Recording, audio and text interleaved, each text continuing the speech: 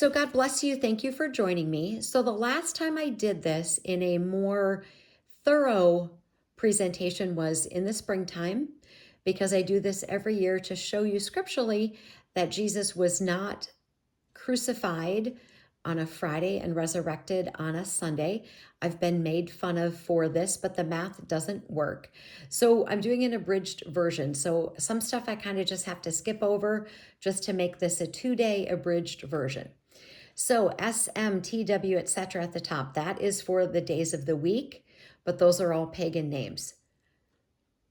God calls them the first day, the second day, the third day, etc. So that's why that is here. Also keep in mind that for God, the day begins at sundown. So the end of the week, start of the new week would be at sundown on Saturday, because the day begins at sundown. So it's not Sunday, it's Saturday night.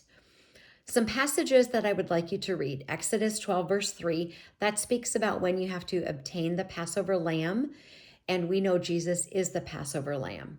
John 12, verse 1 tells us about when Jesus is going to go into Bethany 6 days before Passover. That is critical. And then Mark chapter 15, verses 42 through 16, verse 2 speaks all about Jesus's burial and the Sabbath and the preparation day. And you know that for the people of Jewish faith, they can't do any work. So Mary can't order spices to be delivered by a guy driving a van or anything like that. And she's also not allowed to go and to prepare the spices and to do any of the work involved. So that's important to the story, because the week that Jesus is crucified, there is a festival Sabbath as well as the weekly Sabbath that week.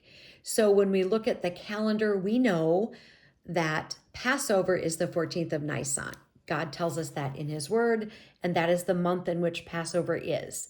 So when Jesus was crucified, it was a Wednesday, the fourth day, Passover, the 14th of Nisan. We also know from Exodus 12, verse 6, and that's what I'm going to read. Here's what it says. Now you shall keep it until the 14th day of the same month. Then the whole assembly of the congregation of Israel shall kill it at twilight, referencing the Passover lamb, which tells you when you obtain it in Exodus 12, verse 3. And this tells you that you kill it until the 14th day of the same month. And we know that that is Nisan 14. That is Passover. We know that Jesus was crucified on a Wednesday, because we also know that there is a first day of the Feast of Unleavened Bread that starts the day after Passover. And that is something that you need to look at.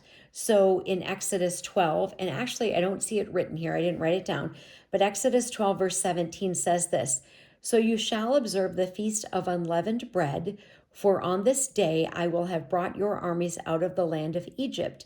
Therefore you shall observe this day throughout your generations as an everlasting ordinance. So the day after Passover, after Jesus' crucifixion, is the first day of the Feast of Unleavened Bread. This is a festival Sabbath. We have the second day, which is Friday, which is why I want you to read those passages in Mark, because it speaks about the preparation day and it speaks about the Sabbath.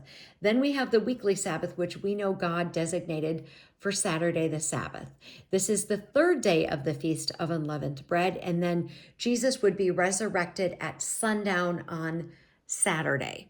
When you look at it like that, all of the scripture makes sense. And I know people make fun of me for this, etc., but the math doesn't work with a Friday crucifixion and a Sunday resurrection. The math works with Jesus being the Passover lamb crucified on Nisan 14 with a Saturday resurrection at sundown.